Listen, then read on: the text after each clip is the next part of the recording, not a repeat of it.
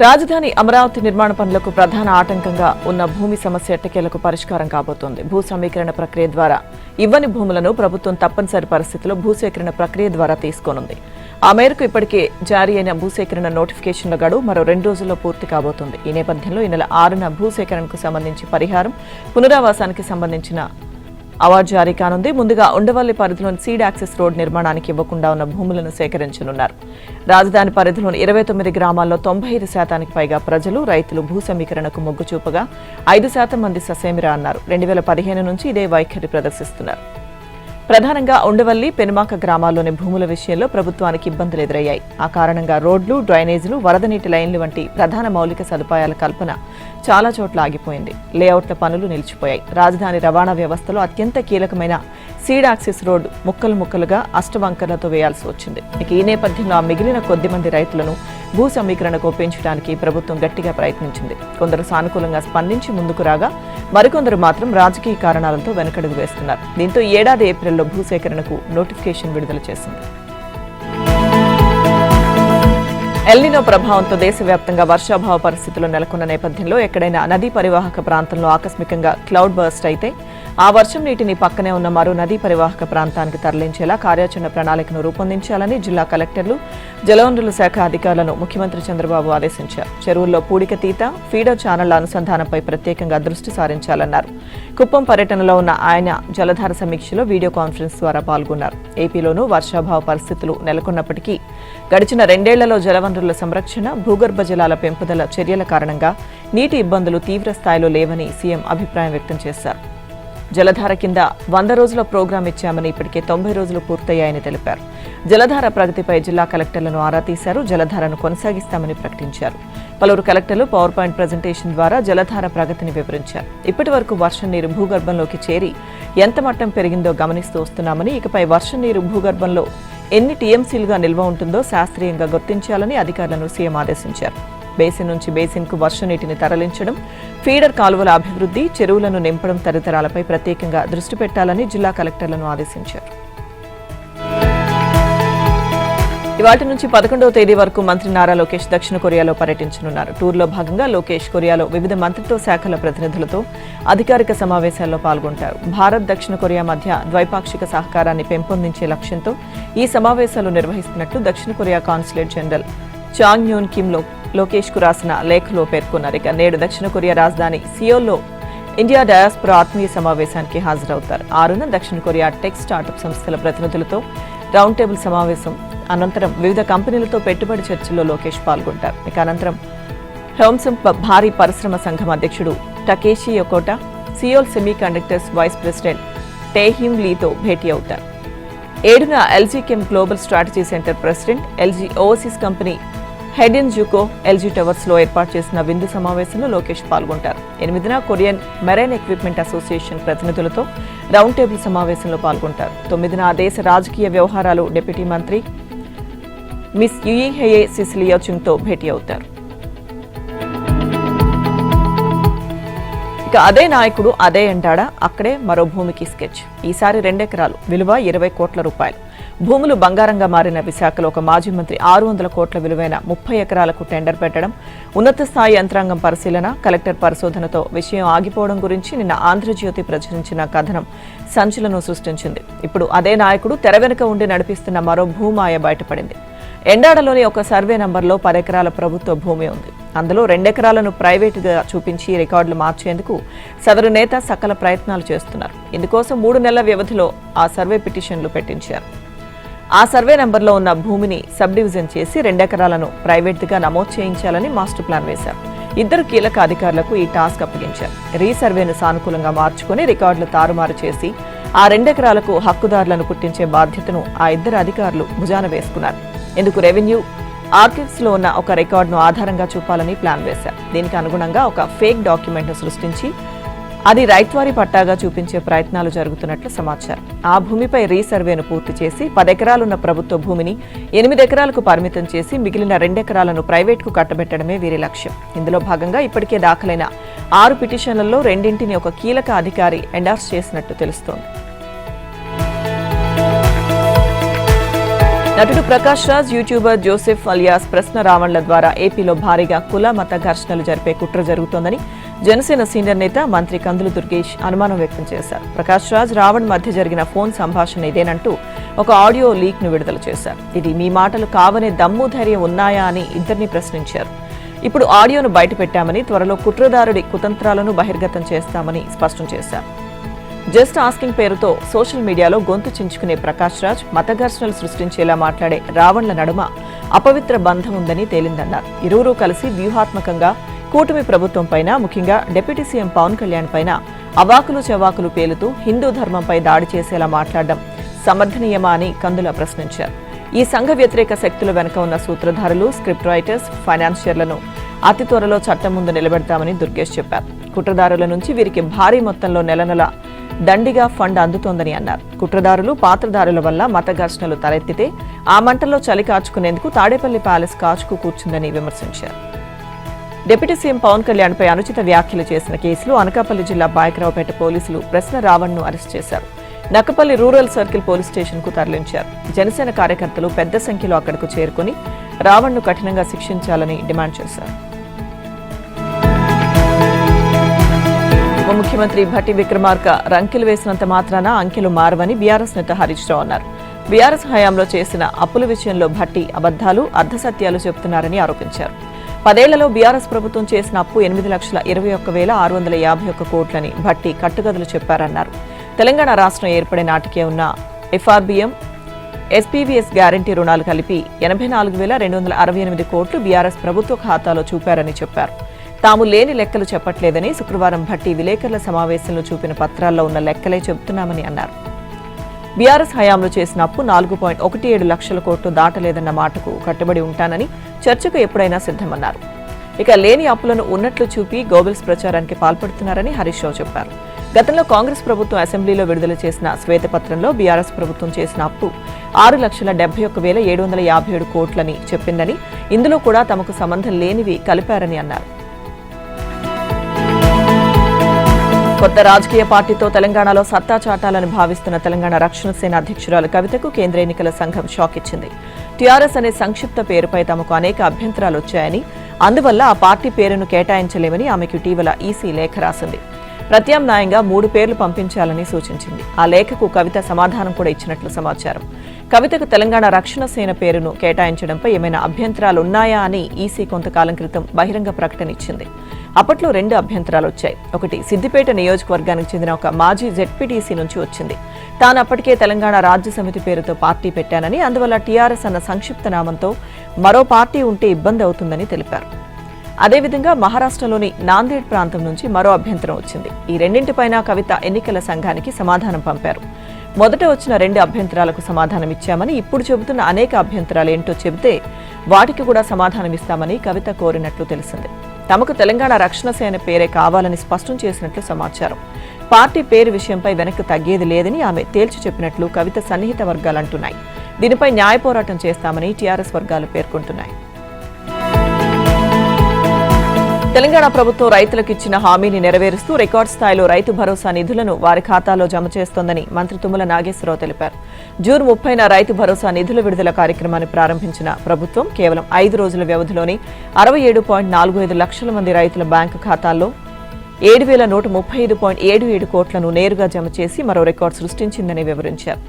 రైతు భరోసా పథకం 5వ విడతలో 5 నుంచి 6 ఎకరాల వరకు సాగు భూమి కలిగిన రైతులందరికీ 545.41 కోట్ల రూపాయలను నేరుగా వారి ఖాతాలో జమ చేసినట్లు వెల్లడించారు. ఈ విడతలో రాష్ట్ర వ్యాప్తంగా 1.69 లక్షల మంది రైతులు రైతు భరోసా సాయం పొందారని తెలిపారు.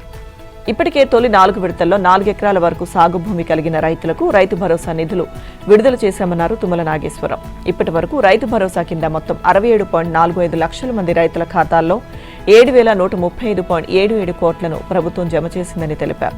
రేవంత్ రెడ్డి ప్రభుత్వం రైతు సంక్షేమానికి అత్యంత ప్రాధాన్యత ఇస్తోందని, రైతుల అభ్యున్నతే ప్రభుత్వ లక్ష్యమని పేర్కొన్నారు.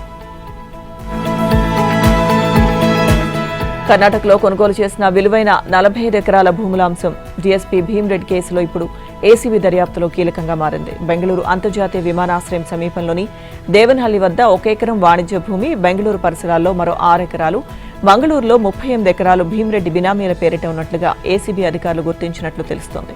ప్రభుత్వ రిజిస్ట్రేషన్ విలువ ప్రకారమే ఈ 45 ఎకరాల విలువ 70 నుంచి 80 కోట్లు ఉండవచ్చని అంచనా.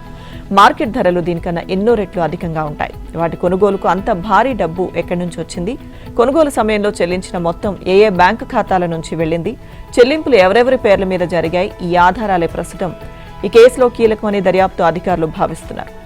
విచారణ తొలి దశలోనే ఇవి బినామీ ఆస్తులను గుర్తించిన ఏసీబీ ప్రస్తుతం నిధుల మూలాలపై దృష్టి పెట్టింది. కర్ణాటక భూములు ఎవరి పేరిట ఉన్నాయో వారిని విచారించడానికి అధికారులు సిద్ధమవుతున్నారు.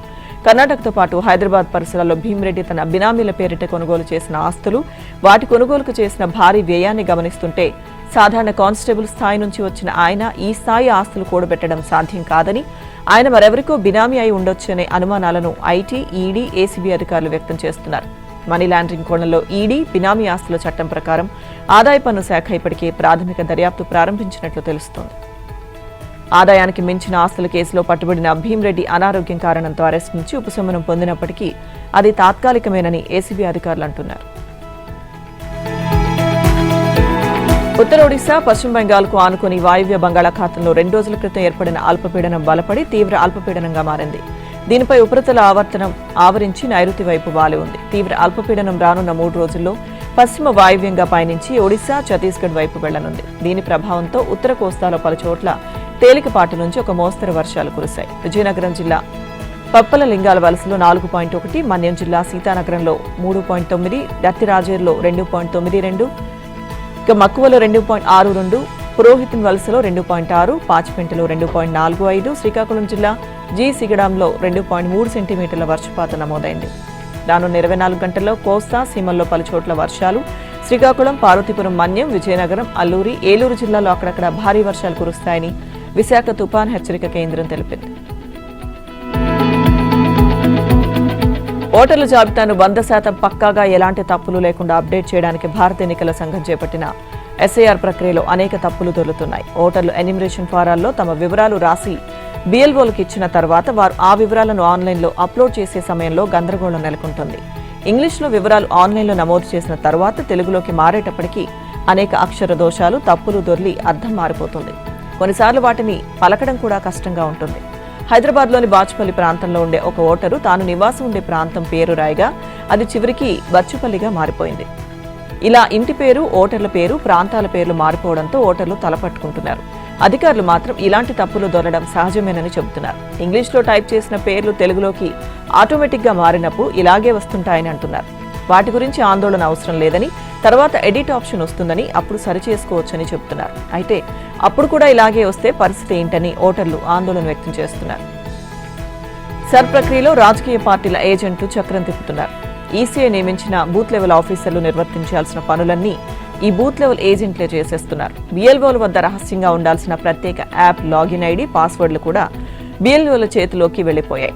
సర్ ప్రక్రియలో నకిలీ ఓట్ల భాగోతం బయటపడుతోంది. ప్రత్యేకించి ఒకే ఇంటి నంబరు, ఫోన్ నంబరుతో 100 ఓట్లు ఉన్న విషయం వెలుగులోకి వస్తోంది. వాయువ్య బంగాళాఖాతంలో ఏర్పడిన తీవ్ర అల్పపీడనం కారణంగా ఇవాళ రేపు రాష్ట్రంలోని కొన్ని జిల్లాల్లో భారీ వర్షాలు అక్కడక్కడ కురిసే అవకాశం ఉందని హైదరాబాద్ వాతావరణ కేంద్రం వెల్లడించింది. ఆదిలాబాద్, ఆసిఫాబాద్, మంచిర్యాల, నిర్మల్, నిజామాబాద్, జగిత్యాల, సంగారెడ్డి, మెదక్, కామారెడ్డి జిల్లాలో ఆదివారం భారీ వర్షాలు కురుస్తాయని పేర్కొంది. ఉమ్మడి ఆదిలాబాద్, నిజామాబాద్, కరీంనగర్ జిల్లాల్లో ఈదురుగాలులతో కూడిన తేలికపాటి వర్షాలు కురిసే అవకాశం ఉందని వెల్లడించింది. రాష్ట్ర వ్యాప్తంగా నిన్న ముసురు వానలు పడ్డాయి. కామారెడ్డి జిల్లా బిక్నూరులో అత్యధికంగా 5.9 సెంటీమీటర్ల వర్షపాతం నమోదవగా ములుగు జిల్లా మల్లంపల్లిలో 5.6, సిద్దిపేట జిల్లా కొండపాకలో 5.4, కామారెడ్డి జిల్లా లింగంపేటలో 5 సెంటీమీటర్ల వర్షపాతం నమోదైంది. హైదరాబాద్లోని పలు ప్రాంతాల్లోనూ పొద్దంతా ముసురు పడింది. కామారెడ్డి జిల్లాలో 2 రోజులుగా విస్తారంగా వానలు పడుతున్నాయి. కాళేశ్వరం ప్రాజెక్టులో భాగమైన మేడిగడ్డ బ్యారేజ్కి వరద నీరు పోటెత్తుతోంది. ఎగువన ఉన్న మహారాష్ట్రలో వర్షాలు విస్తారంగా కురుస్తుండటంతో వరద ప్రవాహం క్రమంగా పెరుగుతూ వస్తోంది. నిన్న సాయంత్రానికి ఇన్ఫ్లో 75,000 క్యూసెక్కులకు చేరింది. ఇవాళ ఉదయానికి ఇది 1,00,000 క్యూసెక్కులకు చేరే అవకాశం ఉన్నట్లు అధికారులు చెబుతున్నారు. తెలంగాణలోని ప్రభుత్వ, ప్రైవేట్ ఇంజనీరింగ్ విద్యాసంస్థల్లో ప్రాథమిక సీట్ల కేటాయింపు జాబితాను సాంకేతిక విద్యా మండలి విడుదల చేసింది. దీని ప్రకారం రాష్ట్రంలో మొత్తం 175 ఇంజనీరింగ్ విద్యాసంస్థల్లో కన్వీనర్ కోటా కింద 88,053 సీట్లుండగా సీట్లు 313 భర్తీ అవుతున్నట్టు అధికారులు తెలిపారు. 8,740 సీట్లు మిగలగా ఆప్షన్లు పెట్టుకున్న అభ్యర్థులు 8,740 మందికి సీట్లు రాలేదు. అయితే ఇది కేవలం అభ్యర్థుల అవగాహన కోసమేనని, ఏదైనా మార్పు చేసుకోవాలనుకునే అభ్యర్థులు ఈ నెల 7వ తేదీలోగా ఆప్షన్లు ఇచ్చుకోవాలని అధికారులు సూచించారు. 10వ తేదీ నాటికి తొలి విడత కౌన్సిలింగ్ సీట్ల కేటాయింపు ఉంటుందని వెల్లడించారు. అభ్యర్థులు పెద్దగా మార్పులేమీ చేసుకోకుంటే దాదాపుగా ఇవే కేటాయింపులుండే అవకాశం ఉందని తెలిపారు. విద్యార్థులు పెట్టుకున్న ఆప్షన్ల ప్రకారం మొత్తంగా 90% ఇంజనీరింగ్ సీట్లు భర్తీ అవుతున్నాయి. అయితే రాష్ట్రంలోని ఏకైక ప్రభుత్వ ఇంజనీరింగ్ కళాశాలలో సగం సీట్లే భర్తీ కాగా 2 ప్రైవేట్ యూనివర్సిటీల్లోని 100% సీట్లు నిండుతున్నాయి. ప్రభుత్వ వర్సిటీల్లోని సీట్లలో 85%, ప్రైవేట్ కాలేజీల్లో 90% సీట్లు భర్తీ అవుతున్నాయి. మాక్ అలాట్మెంట్ ప్రకారం ఈ ఏడాది 6,261 మంది అభ్యర్థులు ఈడబ్ల్యూఎస్ కోటా కింద 10% సీట్లు పొందుతున్నారు. ఐటీ రంగంలో జాబ్ మార్కెట్ బాగోలేదన్న అభిప్రాయాలున్నా చాలా మంది కంప్యూటర్ సైన్స్ అలాగే సంబంధిత కోర్సుల వైపే మొగ్గు చూపుతున్నట్టు స్పష్టమవుతోంది. ఇక కోర్సుల వారీగా చూస్తే సిఎస్సి సీట్లు 95%, CSE AIML 93%, CSE cyber security 98%, CSE business system సీట్లు 99% నిండుతున్నాయి. వయసు ఒక అంకె మాత్రమేనని నిరూపిస్తోంది 100 ఏళ్లు పైబడిన ఓ బామ్మ. 116 ఏళ్ల ఆ వృద్ధురాలు తిరుమలకు మెట్ల మార్గంలో కాలినడకన చేరుకోవడం అందరినీ ఆశ్చర్యపరుస్తోంది. కుటుంబ సభ్యుల సహకారంతో చిన్న సంచి చేతపట్టి స్వామి క్షేత్రానికి అలిపిరి మార్గంలో మెట్లెక్కుతున్న ఆ వృద్ధురాలిని ఓ యువతి వీడియో తీసి సోషల్ మీడియాలో పోస్ట్ చేయడంతో అది వైరల్ అయింది.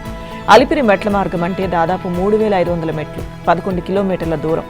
ఈ వయసులో మెట్లు ఎక్కడము, మరుజన్మలోనూ మీరు స్వామిని కలుస్తారు, మీకు శిరస్సు వంచి నమస్కరిస్తున్నాం. ఇది శ్రీవారి మహిమే, ఇది సాధారణ విషయం కాదు, స్వామి లీలల్లో ఇదొకటి అంటూ నెటిజన్లు కామెంట్ల వర్షం కురిపిస్తున్నారు.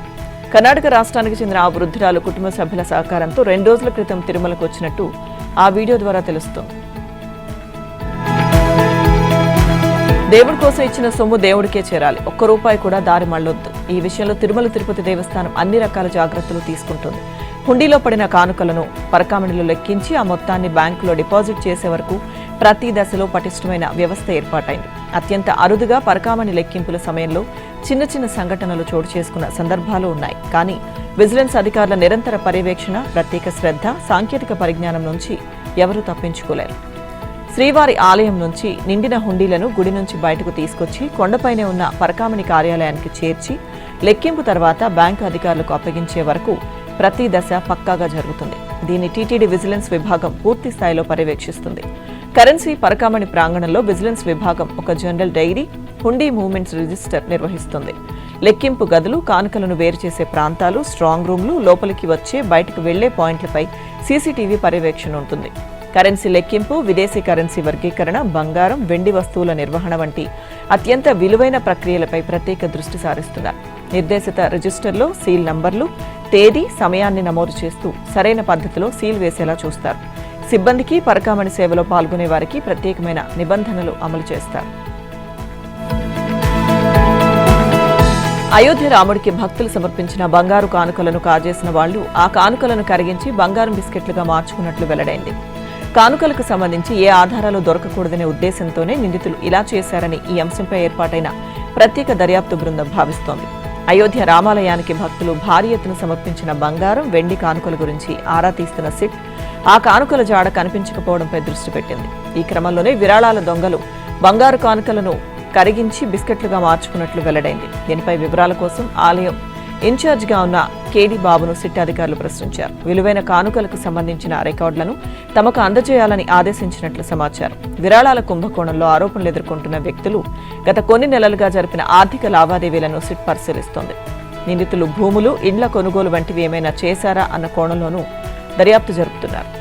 విరాళాల కుంభకోణ నేపథ్యంలో ఆంగ్ల ఛానల్ టైమ్స్లో నిర్వహించిన స్టింగ్ ఆపరేషన్లో సంచలన విషయాలు బయటపడ్డాయి. ట్రస్ట్ ప్రధాన కార్యదర్శి పదవికి రాజీనామా చేసిన చంపత్ రాయ్తో పాటు కర్ణాటకకు చెందిన గోపాలరావు అనే వ్యక్తి ఈ స్కామ్లో కీలక పాత్ర పోషించాడని ఓ వ్యక్తి ఈ స్టింగ్ ఆపరేషన్లో వెల్లడించారు. దాదాపు 200 మందితో నెట్వర్క్ను ఏర్పాటు చేసిన గోపాలరావు భక్తులు సమర్పించే కానుకలను చోరీ చేసి కర్ణాటకకు తీసుకువెళ్లి అక్కడ కరిగించేవాడని తెలిపారు. అయోధ్య రామాలయంలో కానుకల దోపిడీ రగడ చల్లారకముందే హిమాలయాల్లో కొలువైన చారిత్రక బద్రీనాథ్ ఆలయంలోనూ దొంగలు పడ్డారని ఆరోపణలు గుప్పుమన్నాయి. స్వయంగా ఆలయ ట్రస్ట్ చైర్మన్ వ్యక్తిగత కార్యదర్శే కానుకలు దొంగిలించాడని ఫిర్యాదులొచ్చాయి. బద్రీనాథ్ ఆలయాన్ని బద్రీ కేదార్ టెంపుల్ కమిటీ నిర్వహిస్తోంది. బీకేటీసీ పరిధిలో బద్రీనాథ్, కేదార్నాథ్ ఆలయాలతో పాటు మొత్తం 47 ఆలయాలున్నాయి. ప్రస్తుతం బీకేటీసీకి హేమంత్ ద్వివేది చైర్మన్ గా ఉన్నారు. ఆయన వ్యక్తిగత కార్యదర్శిగా ఉన్న ఒక బీకేటీసీ ఉద్యోగి బద్రీనాథ్ ఆలయంలో స్వామివారికి భక్తులు సమర్పించిన కానుకలు, డబ్బు కాజేశారని భైరవసేన సంఘటన్ అనే స్వచ్ఛంద సంస్థ ఆరోపించింది. కానుకల చోరీపై దర్యాప్తు జరిపించాలని బీకేటీసీ సీఈఓ సోహన్ సింగ్ రగడ్కు లేఖ రాసింది. ఇక కానుకల చోరీ ఆరోపణలపై హేమంత్ ద్వివేది స్పందించారు. ఆరోపణలు ఎదుర్కొంటున్న వ్యక్తి తన వ్యక్తిగత కార్యదర్శి కాదని, అతడు బీకేటీసీ ఉద్యోగి అని చెప్పారు. ఈ అంశంపై లోతైన దర్యాప్తు నిర్వహించేందుకు ప్రత్యేకంగా ఒక దర్యాప్తు కమిటీని ఏర్పాటు చేసినట్లు వెల్లడించారు. ప్రధాని మోదీ ఆస్ట్రేలియాలో జరుపునున్న అధికారిక పర్యటనను పురస్కరించుకుని బెదిరింపులు రావడంతో ఆ దేశ ప్రభుత్వం అప్రమత్తమైంది. ఈ నెల 9న ఆయన మెల్బోర్న్లోని మార్వెల్ స్టేడియంలో జరిగే మెల్బోర్న్ మీట్స్ మోదీ కార్యక్రమంలో పాల్గొనబోతున్నారు. ఈ నేపథ్యంలో ప్రధాని మోదీని హత్య చేస్తామని బెదిరిస్తూ అబూ ముస్తఫా అనే వ్యక్తి ఫేస్బుక్ లో పోస్ట్ పెట్టాడు. ఈ కార్యక్రమం జరుగుతున్నప్పుడు స్టేడియం పైకప్పును మూసివేస్తే మంచిదని, లేదంటే ఆయన మరణం కోసమే ఆస్ట్రేలియా వస్తున్నట్టవుతుందని పేర్కొన్నాడు. దీన్ని తీవ్రంగా పరిగణించిన ఆస్ట్రేలియన్ ఫెడరల్ పోలీసులు దర్యాప్తు ప్రారంభించారు. నిందితుడి ఐపీ అడ్రస్ ను గుర్తించారు. ఎవరినైనా అరెస్ట్ చేశారా లేదా అన్న విషయాన్ని మాత్రం వారు ధృవీకరించలేదు. పార్లమెంట్ వర్షాకాల సమావేశాలు ఈ నెల 20 నుంచి వచ్చే నెల 13 వరకు జరగనున్నాయని కేంద్ర పార్లమెంటరీ వ్యవహారాల శాఖ మంత్రి కిరణ్ రిజిజు తెలిపారు. ఈ సమావేశాల్లో నియోజకవర్గాల పునర్విభజన, మహిళా రిజర్వేషన్లకు సంబంధించిన 131వ రాజ్యాంగ సవరణ బిల్లులను కేంద్ర ప్రభుత్వం ప్రవేశపెట్టనుంది. ప్రధాని, ముఖ్యమంత్రులు, మంత్రులు అరెస్టై 30 రోజులకు పైగా జైల్లో ఉంటే పదవుల నుంచి వైదొలగాలన్న 130వ రాజ్యాంగ సవరణ బిల్లుతో పాటు జమిలీ ఎన్నికల బిల్లు, విదేశీ విరాళాల నియంత్రణ చట్టానికి సంబంధించిన సవరణ బిల్లులను కూడా ప్రవేశపెట్టే అవకాశాలున్నాయని సమాచారం. ఇరాన్ మాజీ సుప్రీం లీడర్ ఖమేనీ అంత్యక్రియలు ప్రారంభమయ్యాయి. ఈ ఏడాది ఫిబ్రవరిలో అమెరికా, ఇజ్రాయెల్ సంయుక్తంగా చేసిన దాడుల్లో ఖమేనీతో పాటు ఆయన కుటుంబ సభ్యులు పలువురు మరణించారు. యుద్ధ పరిస్థితుల నేపథ్యంలో ఖమేనీ అంత్యక్రియలను ఇన్నాళ్లు నిర్వహించలేదు. ఇస్లాం ఆచారాలకు అనుగుణంగా ఎలాంటి రసాయనాలు పూయకుండా మత పెద్దల అనుమతితో ఇరాన్ ప్రభుత్వం ఖమేనీ భౌతిక కాయాన్ని దాదాపు 4 నెలలుగా కోల్డ్ స్టోరేజ్లో భద్రపరిచింది. ప్రస్తుతం పరిస్థితులు కొంత సాధారణ స్థితికి రావడంతో అంత్యక్రియలను ప్రారంభించింది. అంత్యక్రియల్లో భాగంగా తొలి రోజు ఖమేనీ భౌతిక కాయాన్ని భద్రపరిచిన శవపేటికను దేశ రాజధాని టెహ్రాన్లోని గ్రాండ్ మొసల్లా మసీదులో ప్రజల సందర్శనార్థం ఉంచింది. ఖమేనీ పార్థివ దేహాన్ని ఇరాన్ జాతీయ పతాకంతో కప్పి ఉంచారు. ఖమేనీతో పాటు మరణించిన 14 నెలల వయసున్న ఆయన మనవరాలతో పాటు ఇతర కుటుంబ సభ్యుల శవపేటికలను కూడా పక్కనే ఉంచారు. ఖమేనీకి నివాళులర్పించేందుకు లక్షలాది ప్రజలు తరలివచ్చారు. వారంతా ఎర్రజెండాలు పట్టుకుని డెత్ ఆఫ్ అమెరికా అనే నినాదాలు చేసినట్టు మీడియాలో వార్తలొచ్చాయి. ఖమేనీ అంత్యక్రియల్లో ఆయన కుమారుడు మొజ్తబా ఖమేనీ భద్రతా కారణాల వల్ల పాల్గొనలేదు. మహిళల టీ20 వరల్డ్ కప్ లో హోరాహోరీ ఫైనల్ కు రంగం సిద్ధమైంది. మెగా టోర్నమెంట్ లో అజేయంగా తుది పోరుకు దూసుకొచ్చిన ఆతిథ్య ఇంగ్లాండ్, ఆస్ట్రేలియా జట్లు ఇవాళ ప్రఖ్యాత లార్డ్స్ మైదానంలో టైటిల్ కోసం అమీతుమీ తేల్చుకోనున్నాయి. ఇటు బ్యాటింగ్, అటు బౌలింగ్ లో రెండు జట్లు సమూజ్జీలుగా ఉన్నాయి. ఈ నేపథ్యంలో అంతిమ సమరం రసవత్రంగా సాగడం ఖాయం. Ellyse Perry, Beth Mooney, Georgia Wareham, Ashleigh గార్డినర్తో కూడిన ఆసీస్ టాప్ ఆర్డర్ టోర్నీలో అదరగొడుతోంది. సోఫీ మొనిలెక్స్, గార్డినర్, వార్హెమ్తో కంగారూల బౌలింగ్ పటిష్టంగా ఉంది. మరోవైపు ఇంగ్లాండ్ బ్యాటింగ్ లైనప్ కూడా బలీయంగానే ఉంది.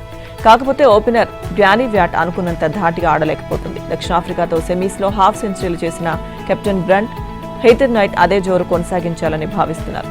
చార్లీ డీన్, ఎకిల్స్టోన్ స్పిన్ ద్వయం కనుక ఆస్ట్రేలియా బ్యాటర్లను నిలువరిస్తే స్వస్థలంలో మరోసారి విశ్వ విజేతగా నిలవడం ఇంగ్లాండ్కు కష్టం కాబోదు. టీ20 వరల్డ్ ఛాంపియన్ హోదాలో బరిలోకి దిగిన భారత్ గెలుపు రుచి చూడలేకపోతోంది. ఐర్లాండ్ పర్యటనలో సిరీస్ కోల్పోయిన శ్రేయస్ సేనకు ఇంగ్లాండ్లోనూ కలిసి రావడం లేదు. తొలి మ్యాచ్ వర్షార్పణం కాగా రెండో మ్యాచ్లో గెలుపు దిశగా సాగుతున్న వేళ జాకబ్ బెతిల్ 76 పరుగుల మెరుపు ఆటతీరుతో భారత్కు షాక్ ఇచ్చాడు. దీంతో 4 వికెట్ల తేడాతో గెలిచిన ఇంగ్లాండ్ సిరీస్లో 1-0తో ఆధిక్యం సాధించింది. ముందుగా బ్యాటింగ్ దిగిన భారత్ 20 ఓవర్లలో 7 వికెట్లకు 190 పరుగులు చేసింది. ఇషాన్ 49, అభిషేక్ 43, శ్రేయస్ 37, తిలక్ వర్మ 24 రన్స్తో రాణించారు. శామ్ కరాన్కు 3 వికెట్లు దక్కాయి. ఆ తర్వాత ఛేదనలో ఇంగ్లాండ్ 19 ఓవర్లలో 6 వికెట్లకు 191 పరుగులు చేసి గెలిచింది. Brooke 39, Banton 39తో ఆకట్టుకున్నారు. అర్ష్దీప్కు 3 వికెట్లు దక్కాయి. ప్లేయర్ ఆఫ్ ద మ్యాచ్గా బెతిల్ నిలిచాడు. భారత్ తరపున శాంసన్ స్థానంలో 15 ఏళ్ల వైభవ్ ఈ మ్యాచ్లో అరంగేట్రం చేశాడు. టాస్ గెలిచి బ్యాటింగ్ ఎంచుకున్న భారత్కు ఆరంభంలో ఓపెనర్ అభిషేక్తో పాటు మధ్య ఓవర్లలో ఇషాన్, శ్రేయస్ అండగా నిలిచారు. చివర్లో కాస్త తడబడిన తిలక్ ఫినిషింగ్తో జట్టు సవాల్ విసిరే స్కోర్ అందుకుంది. ఇక అభిమానులు ఎంతగానో ఎదురుచూసిన వైభవ్ అరంగేట్రం ఈ మ్యాచ్తో తీరింది. అయితే తను ఎప్పటిలాగే ధాటిగా ఆడాలని చూసినా 10 బంతులకే పరిమితమయ్యాడు. ఇక 2 సిక్సర్లతో ఆకట్టుకున్న వైభవ్ 5వ ఓవర్లో స్టంపౌట్తో వెనుతిరిగాడు. అటు అభిషేక్ మాత్రం ధనాధన ఆడుతూ చెలరేగాడు. అయితే 6వ ఓవర్ చివరి బంతికి వెనుతిరిగాడు.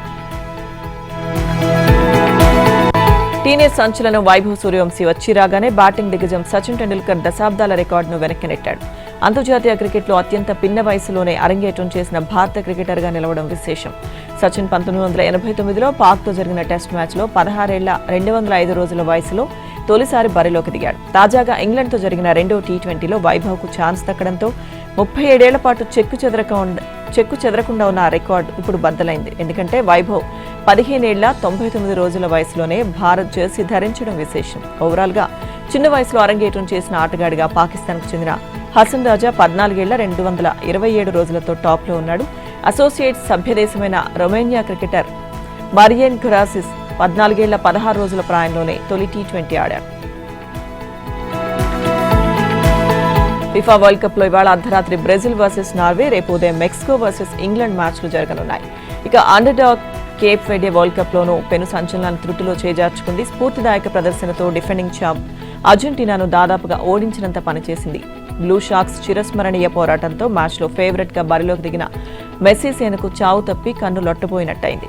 ఇక అదనపు సమయం వరకు సాగిన రౌండ్ 32 మ్యాచ్లో అర్జెంటీనా 3-2తో కేప్ వెడేపై గెలిచి ప్రీ క్వార్టర్స్ కు చేరుకుంది. ఈ మ్యాచ్లో బ్లూ షార్క్స్ ఓడినా తొలిసారి ఆడిన మెగా ఈవెంట్లోనే తమదైన ముద్ర వేసింది. ముఖ్యంగా ఆ జట్టు కీపర్ ఒజిన్హా దాదాపు 10 సేవ్లతో ప్రత్యర్థిని తీవ్ర అసహనానికి గురిచేశాడు. లియోనెల్ మెస్సీ, లిసాండ్రో మార్టినెజ్ అర్జెంటీనా తరఫున చెరో గోల్ చేయగా కేప్ వెడే ప్లేయర్లు గెరాడ్ వాడే, సిడ్నీ లోపెజ్ కాబ్రాల్ గోల్స్ చేసి సమన్ చేశారు. కొలంబియా జట్టు ప్రీ క్వార్టర్ ఫైనల్లో అడుగుపెట్టింది. ఇక్కడ జరిగిన రౌండ్ 32 మ్యాచ్లో కొలంబియా ఏకైక గోల్తో ఘనామా ఓడించింది. ఇక మ్యాచ్ మొదలైన 14వ నిమిషంలోనే మిడ్ఫీల్డర్ జాన్ అరియాస్ గోల్ కొట్టి గవాను ఆధిక్యంలో నిలిపాడు. మొరాకో జట్టు ప్రపంచ కప్లో క్వార్టర్ ఫైనల్ కు దూసుకుపోయిన తొలి జట్టుగా నిలిచింది. మొదటి ప్రీ క్వార్టర్స్ కి మ్యాచ్లో మొరాకో 3-0తో సహా ఆతిథ్య జట్టు కెనడాను చిత్తు చేసింది. ఇక ఈజిప్ట్ జట్టు చరిత్ర సృష్టించింది.